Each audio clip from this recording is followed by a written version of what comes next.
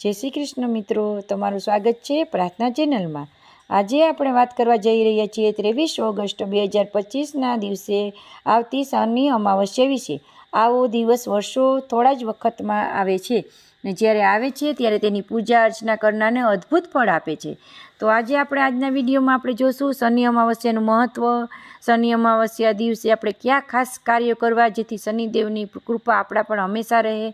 तो આપણે બધું આજના વિડીયોમાં જોશું।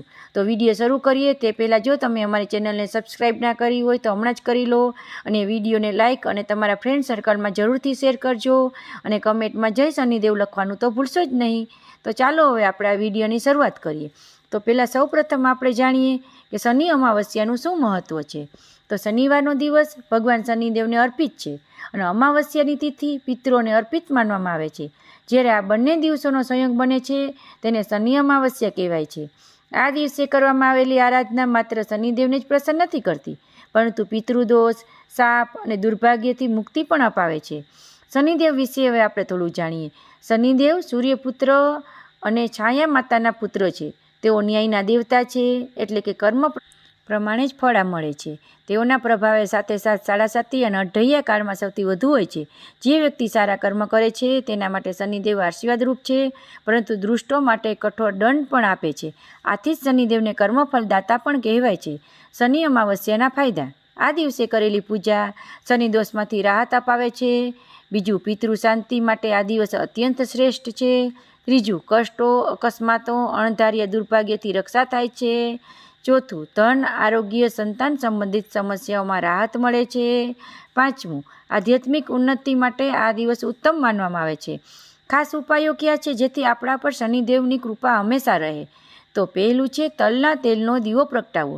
શનિવારે સાંજે પીપળના વૃક્ષ નીચે અથવા શનિ મંદિરમાં તલના તેલનો દીવો પ્રગટાવવો। એ દીવો દક્ષિણ દિશામાં મૂકવો। આ ઉપાય કરવાથી દુર્ભાગ્ય દૂર થાય છે અને શનિદેવની કૃપા રહે છે। બીજું, કાળા તલનું દાન કરવું। શાસ્ત્રો અનુસાર આ દિવસે કાળા તલ, કાળા કપડાં, લોખંડની વસ્તુઓ અને તેલનું દાન કરવું અત્યંત ફળદાયી છે। આથી પાપો ક્ષીણ થાય છે, ઘરમાં અન્ન વધે છે અને જીવનમાં સુખ અને સમૃદ્ધિ આવે છે। ત્રીજું, હનુમાનજીની ભક્તિ।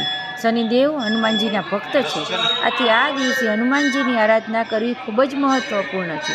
હનુમાન ચાલીસા, સુંદરકાંડ અથવા ઓમ હનુમંતે નમઃ મંત્રનો જપ કરો।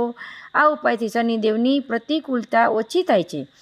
પિતૃતર્પણ: અમાવસ્યાની તિથિ પિતૃઓ માટે ખાસ માનવામાં આવે છે। આ દિવસે તિલોકક અને તર્પણ કરવાથી પિતૃઓ પ્રસન્ન થાય છે, પિતૃદોષ દૂર થાય છે અને પરિવાર પર આશીર્વાદ વરસાવે છે। પાંચમું છે કાગડીને અન્ન ખવડાવવું। શનિદેવનું વાહન છે કાગ, આથી કાળી કાગડીને અન્ન કે રોટલી ખવડાવવી અત્યંત શ્રેષ્ઠ ઉપાય છે। આથી શનિદેવની કૃપા પ્રાપ્ત થાય છે। છઠ્ઠું છે શનિ મંત્ર જપ। આ દિવસે ઓમ શનીશ્વરાય નમઃ મંત્રનો ઓછામાં ઓછો 108 વાર જપ કરવો। માળા સાથે જપ કરશો તો વધુ ફળદાયી થાય। સાતમું છે ગરીબોને ભોજન કરાવવું। આ દિવસે જરૂરિયાતમંદને ભોજન કરાવવું, અનાજનું દાન કરવું ખૂબ જ પવિત્ર માનવામાં આવે છે। શનિદેવને ગરીબો અને નિર્બળો સેવા ખૂબ જ ગમે છે। મિત્રો, આ બધા ઉપાયો શ્રદ્ધા અને ભક્તિપૂર્વક કરશો તો શનિદેવની કૃપા હંમેશા તમારા પર રહેશે। જીવનમાંથી દુર્ભાગ્ય દૂર થશે, પિતૃદોષનો અંત આવશે, સુખ, સમૃદ્ધિ, શાંતિ, આરોગ્ય પ્રાપ્ત થશે। જો તમને આ માહિતી ગમી હોય તો વિડીયોને લાઇક કરો અને શેર કરો અને અમારી ચેનલ પ્રાર્થનાને સબસ્ક્રાઈબ કરવાનું ભૂલશો નહીં અને આ માહિતી તમારા ફ્રેન્ડ સર્કલમાં જરૂર શેર કરજો। જય શનિદેવ।